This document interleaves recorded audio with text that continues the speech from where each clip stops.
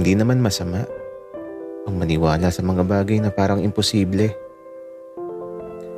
Pero kung nararamdaman mo na magkakatotoo, bakit mo pipigilan ang sarili mo sa pangarap mo?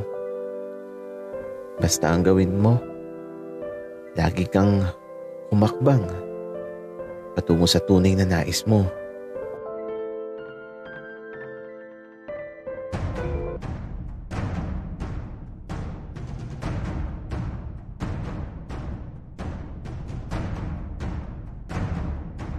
Kaibigan, huwag mong kalimutan mag-subscribe sa aming channel at huwag din kalimutan i-click ang notification bell at subscribe button. Subscribe na!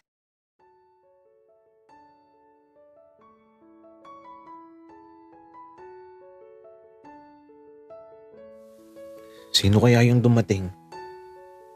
Ito ba? Yung kambal, ayun. Napaka-chismoso. Nakita ko silang tumatakbo patungo sa tubuhan. Ay nako talaga. Pero sino nga kaya yung dumating? Kaya eto, pinagpatuloy ko na lang yung pagkain ko. At sa paglipas ng mga sandali, eto na yung kambal, papunta na dito. Kaya, si Governor andyan. Si Governor pala. Umayos kayong dalawa ha. Kuya Manmon, kasama niya yung anak niya. Ang ganda. Tara dun. Malay mo, mapansin ko. Hoy, kayong dalawa. Tigilan niyo ako. Huwag niyo akong pagtripan at saka uuwi na din ako mamaya.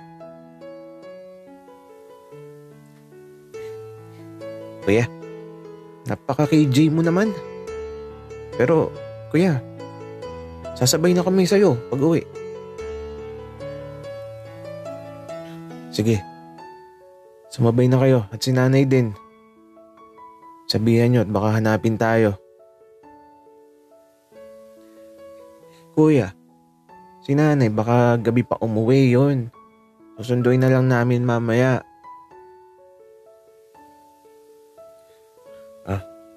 Okay.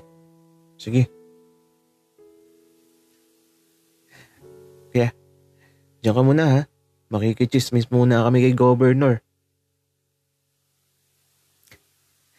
At eto na nga. Iniwan na ulit ako ng kambal.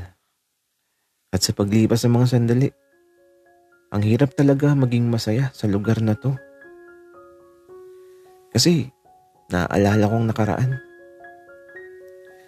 Kaya eto, sa paglipas ng mga oras, inaantok lang talaga ako.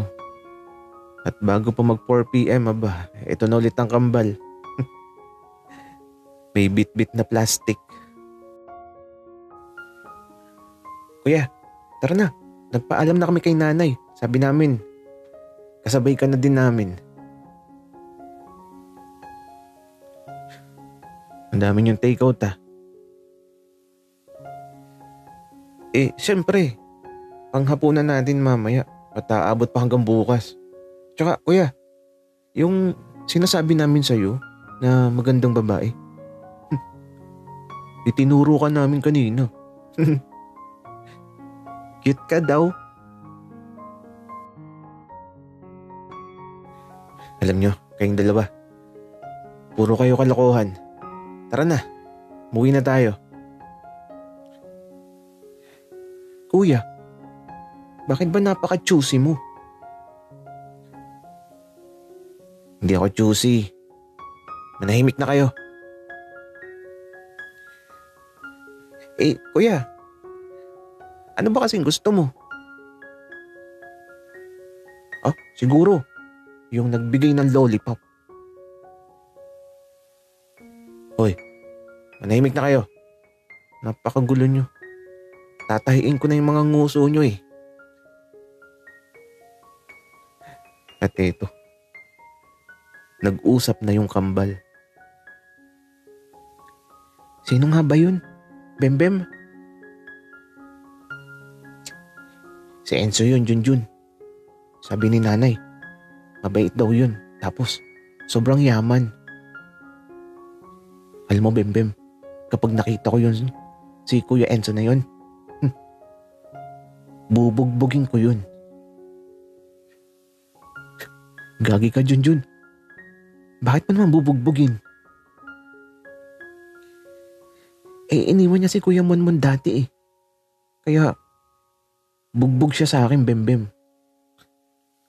Alam mo, Junjun, kung anong gagawin ko kapag nakita ko yung si Kuya Enzo, ilalagay ko siya sa sako. Tapos, itatali ko sa puno ng lokban. At papaluin ko ng tubo para mabalian ng buto. Para di na makaalis.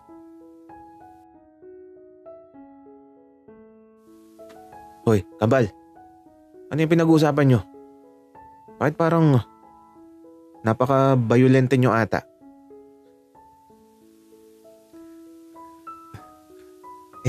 Kuya, gaganti lang kami. Walang gaganti. Tigilan nyo yung mga plano nyo. Puro kayo kalokohan. At ito, nakarating na kami sa bahay. Medyo mainit pa, kaya naman andito lang ako sa duyan. Nakaupo lang ako dito habang pinagmamasdan ng palayan. Siguro, kung andito si Enzo, baka dito lang kami sa duyan palagi. Paboritong tambayan namin to eh. Pero, nasaan ka na ba, Enzo? Akala ko ba, babalik ka? Pero bakit parang inalimutan mo na yung pangako mo?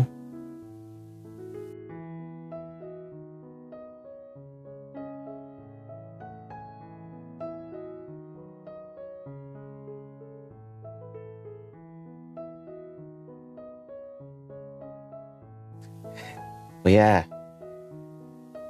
natatandaan mo pa ba yung lugar na sinundo niyo ako dati nung naglayas ako? Oo naman, sir. Bakit yun ay tanong? Kuya, ihatid mo na ako ngayon sa lugar na yon. Kasi may tuto pa rin akong pangako. Pero, Sir Lorenzo, baka mapagalitan ka na naman ng papa at mama mo. Kuya, hindi na ako bata. Kung nagawa ko noon, mas magagawa ko ngayon. At saka, kaya nga umuwi ako kasi gusto kong maging masaya. Ay nako, Sir Lorenzo. Pasaway ka talaga. Pero sige, para sa kaligayahan mo, ihahatid na kita sa magpapasaya sa'yo. Kuya, anong oras tayo makakarating? Bandang takip silim, sir. Kasabay sa paglubog ng sikat ng araw. Sige, kuya, tara na. Doon mo ko ibaba sa palayan, ha? Basta, ituturo ko na lang sa'yo, kuya, kung saan ako bababa. Sige, sir. Monmon, nakauwi na ako. Hintayin mo ako. Sana naman, naaalala mo pa ako. Basta, pagdating ko dyan, bahala na talaga. Ang mahalaga, makakasama na kita.